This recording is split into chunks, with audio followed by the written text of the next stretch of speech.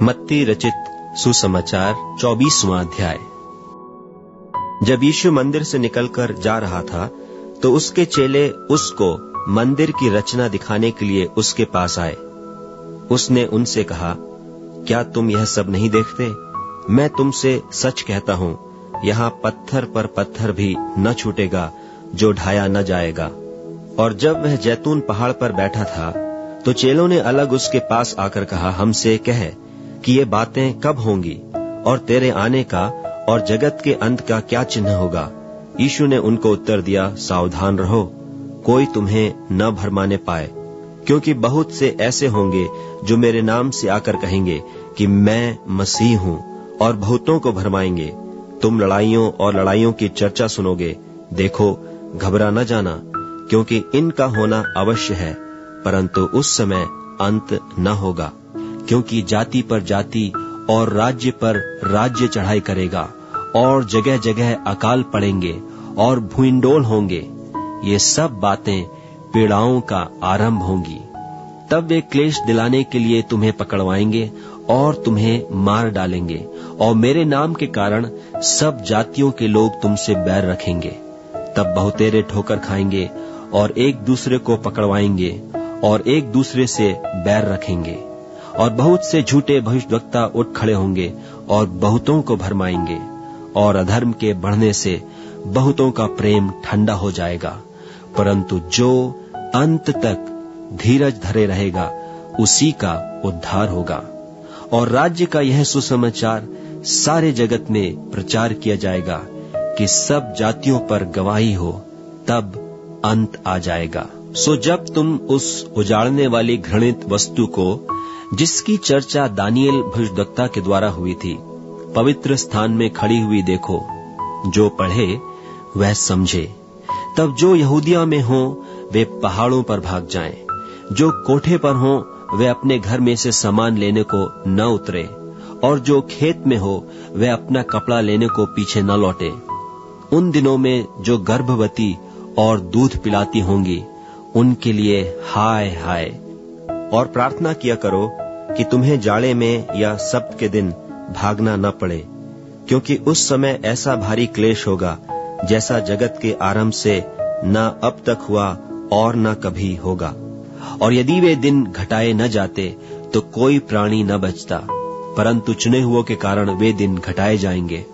उस समय यदि कोई तुमसे कहे कि देखो मसीह यहाँ है या वहाँ है, तो प्रतीति न करना, क्योंकि झूठे मसीह और झूठे भविष्यद्वक्ता उठ खड़े होंगे और बड़े चिन्ह और अद्भुत काम दिखाएंगे, कि यदि हो सके तो चुने हुओं को भी भरमा दें।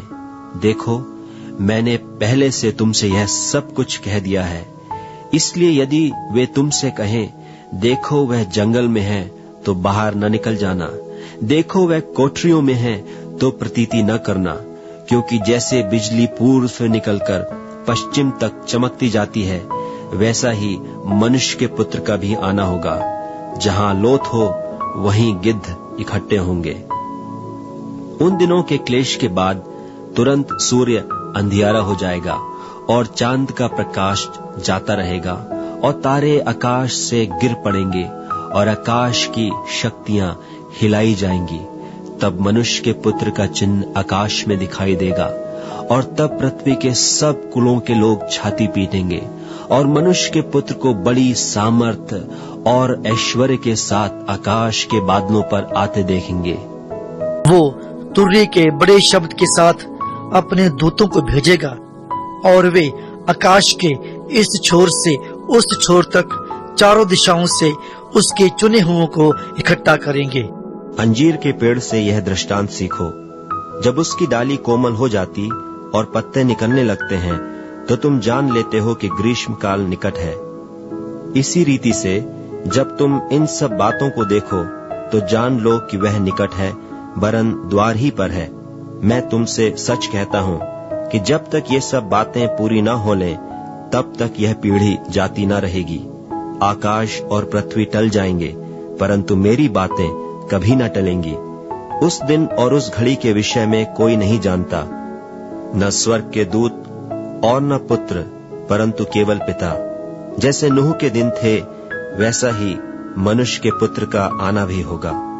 क्योंकि जैसे जल प्रलय से पहले के दिनों में जिस दिन तक कि नूह जहाज पर न चढ़ा, उस दिन तक लोग खाते पीते थे और उनमें ब्याह शादी होती थी, और जब तक जल प्रलय आकर उन सब को बहा न ले गया, तब तक उनको कुछ भी मालूम न पड़ा, वैसे ही मनुष्य के पुत्र का आना भी होगा। उस समय 2 जन खेत में होंगे, एक ले लिया जाएगा और दूसरा छोड़ दिया जाएगा। 2 स्त्रियां चक्की पीसती रहेंगी, एक ले ली जाएगी और दूसरी छोड़ दी जाएगी। इसलिए जागते रहो, क्योंकि तुम नहीं जानते कि तुम्हारा प्रभु किस दिन आएगा।